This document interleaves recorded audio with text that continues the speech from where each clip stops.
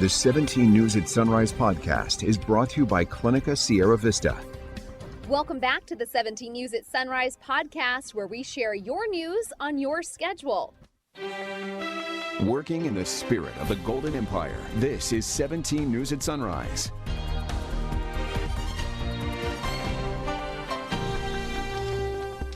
Good morning to you. It is 5 a.m. on a finally Friday. I'm Maddie Jansen alongside Alex Fisher. All right, thank you so much, Kev. And we begin with the latest on the trial of Matthew Queen, as closing arguments are set to begin Monday morning. Queen is on trial for the murder of Micah Holsonbake, one of the so-called Bakersfield Three. After 2 days of postponements, trial resumed yesterday, with Queen testifying he went around town with police showing them where he buried pieces of Micah Holsonbake's body. On Monday, Queen took the stand and told jurors his then-girlfriend, Bailey Despot, dropped a dumbbell on Holsonbake's head, and he helped dismember the body to cover up the death. Tuesday's search lasted 10 to 12 hours and involved 5 different locations. We've learned a single vertebrae was uncovered. However, the dumbbell Queen says Despot used to kill Holsonbake was not found. Both sides rested yesterday. Judge Bremer and the attorneys will meet today to prepare jury instructions. Closing arguments are set to begin Monday morning. Queen is facing 35 charges, including the murder and torture of Micah Holsonbake. The trial for a man accused of killing his daughter-in-law nearly 3 years ago for allegedly dishonoring him will enter its 6th day today.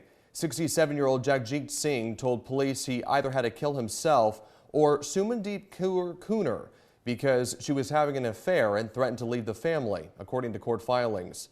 Cooner's body was found in August 2019 inside a home on Menachie Meadows Drive in southwest Bakersfield.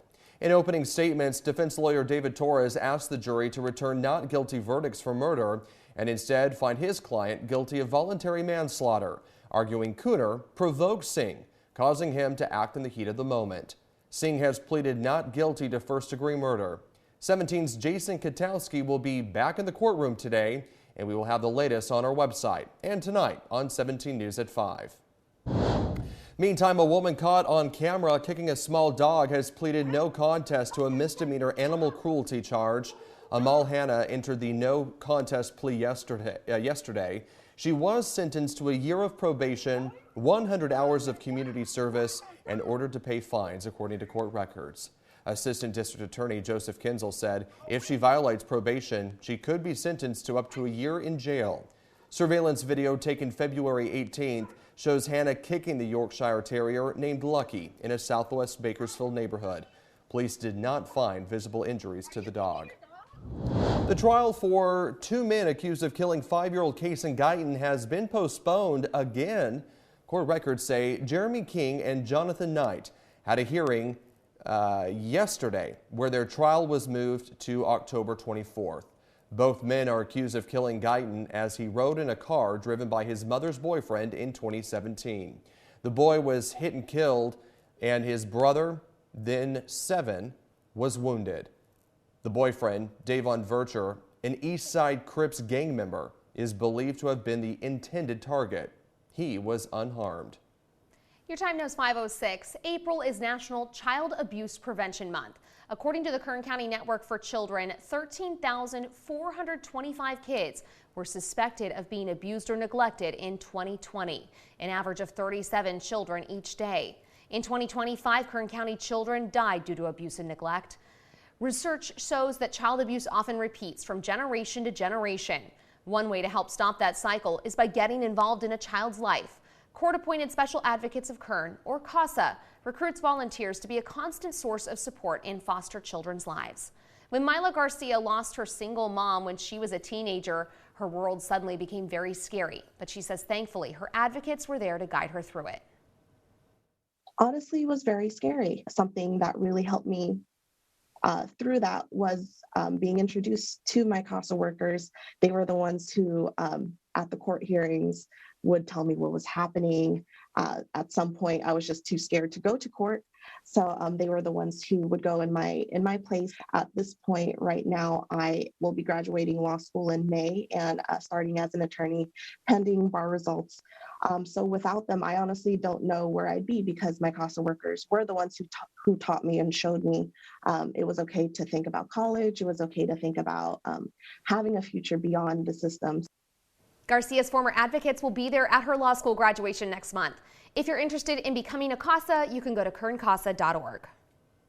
Making news around the state, and today marks 30 years since the acquittal of 4 white police officers in the beating of Rodney King that sparked riots in Los Angeles. Jurors in the case found one of the 5 officers caught on camera beating King guilty of excessive force. The other officers were cleared of all charges. The verdicts triggered violence in parts of LA for 3 days. Mayor Tom Bradley imposed a curfew, schools and businesses were closed, and thousands of National Guard troops were called in to patrol the streets and restore order. More than 50 people were killed, some 4,000 were hurt, 12,000 arrests were made, and property damage exceeded $1 billion. Your time now is 5:08. Good Samaritans came to the aid of a California Highway Patrol officer who was shot on the side of a busy interstate earlier this week. They sprung into action as they came upon the scene on Interstate 8 near Mission Valley Wednesday. CHP officer Tony Pacheco was struggling with a man near the center divider when his gun went off, striking the officer's right thigh. 3 bystanders attempted to control the bleeding while 2 others pinned down the suspect, one of whom was wielding a knife to try and control the suspect, who was behaving erratically. The suspect was arrested shortly thereafter. The officer underwent surgery and is expected to survive. Pacheco is a 7-year veteran of the force and was investigating a traffic crash at the time. And we'll see what happens now. Kind of swerving back and forth on these narrow roads. Just really odd behavior. A driver in Los Angeles led police on a wild chase last night. The driver of the black sedan did donut stunts in several intersections. There were times the suspect would drive on the wrong side of the road or stop in the middle of the street before heading off again. The driver could be seen motioning to officers and flashing the vehicle's headlights at times. The pursuit eventually ended near a residential area, and it's unclear what started it all. 5:34 is our time now. In new this morning, officials in Kyiv say at least 10 people were hurt, 4 hospitalized after a result of a rocket attack on a residential building yesterday. The ongoing violence underscores Ukraine's desperate need for help in warding off Russia's attacks. President Biden is asking Congress to approve a massive aid package for Ukraine. NBC's Bree Jackson's in Washington with the latest. In a bold attack, Russia bombarded the city of Kyiv just hours after the UN Secretary General visited with President Zelensky and toured areas left devastated by Russian forces. The war is an absurdity in the 21st century. The war is evil. In response to the ongoing attacks, President Biden is asking Congress to approve an additional $33 billion in aid for Ukraine. It includes ammunition, armored vehicles, and humanitarian aid intended to last for the next 5 months. It begins the transition to longer-term security systems that's going to help Ukraine deter and continue to defend against Russian aggression. The president is also seeking new authority to seize assets from Russian oligarchs. We will not let Russia intimidate or blackmail their way out of these sanctions.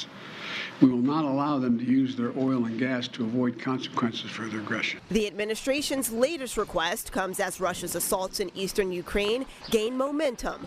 The top U.S. diplomat urges Republicans and Democrats to act fast. It is critical to ensuring that Russia's war in Ukraine is a strategic failure for the Kremlin and serves as a powerful lesson to those who might consider following its path. The U.S. seeking to send a message of long-term support for Ukraine while warning Russia against future aggression. President Biden will travel to Alabama next week. He'll visit the facility that manufactures the Javelin anti-tank missiles that the U.S. has been sending to Ukraine. In Washington, I'm Bree Jackson for NBC News. Making news around the nation, a new report shows the U.S. economy shrank for the first time in 2 years. Gross domestic product declined at 1.4% in the first quarter. The White House blamed the slowdown on a reduction in inventory growth, saying because the economy is reopening, there have been more imports than exports. But Republicans are fearing conditions are ripe for a recession, warning government spending must be paused, along with the president's plans to cancel student debt. It has been a whirlwind week for Bakersfield Congressman Kevin McCarthy as leaked audio tapes reveal he was prepared to tell former President Trump to resign following the riot at the U.S. Capitol. While former President Trump and many Republicans have shrugged off the tapes, calling it a distraction, some key Republicans have their eyebrows raised. One even calling McCarthy a puppet of the Democratic Party. So how might these tapes impact McCarthy's political future? 17's Maddie Gannon and I investigate in a special report that aired yesterday evening on 17 News at 6. And you can watch it in its entirety on our website, kget.com. Your time is 5:37. Today, we'll learn more about the ambitious plans to erect a memorial in Bakersfield to remember the hundreds we lost and thousands who came home after the war. Here's an artist rendering of what that memorial would look like. 6 large black granite pieces placed in a semicircle, representing the 6 branches of the American Armed Forces in World War II.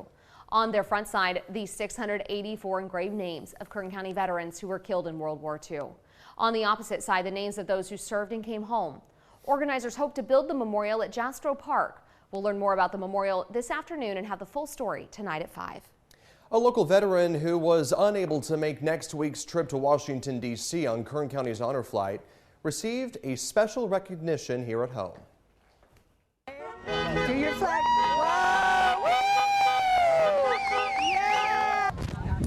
As you can see, a steady stream of veterans and other community members turned out yesterday to salute Vietnam veteran Paul Larson, who gave 20 years of his life to serve our country. Larson and his family sat outside a home in southwest Bakersfield where he was given the hero's welcome home he never got after returning from Vietnam. He was also presented with many accolades, including a pin commemorating the 50th anniversary of the Vietnam War and a U.S. flag that was flown over the U.S. Capitol building. I feel very honored to receive these awards. And thank the people of Bakersfield. Of the United States. Larson also thanked the veterans who showed up to salute him. But from all of us here at 17 News, we want to thank you, Larson, for your service.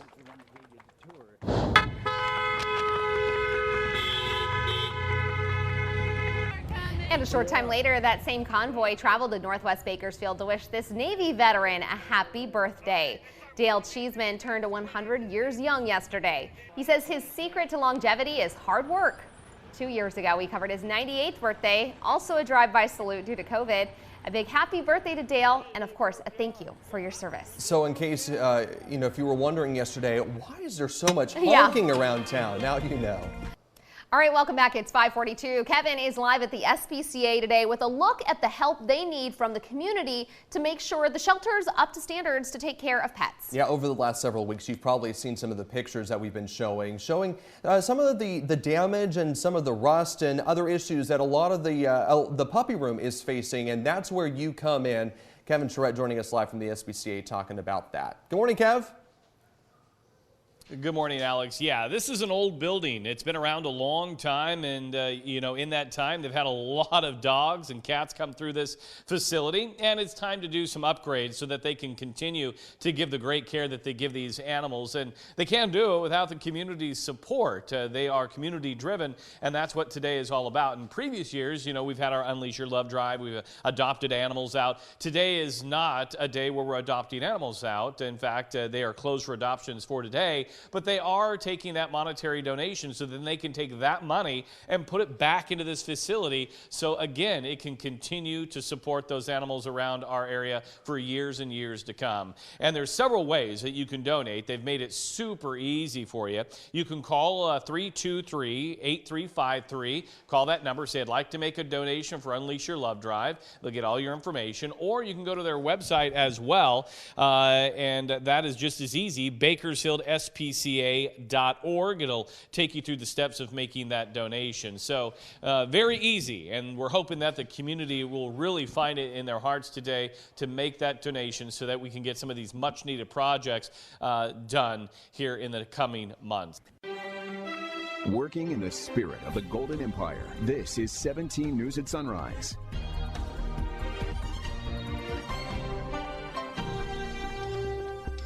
The 17 News at Sunrise podcast is a production of KGET and Nexstar Media Group. For more on all of the headlines in today's show, head to kget.com.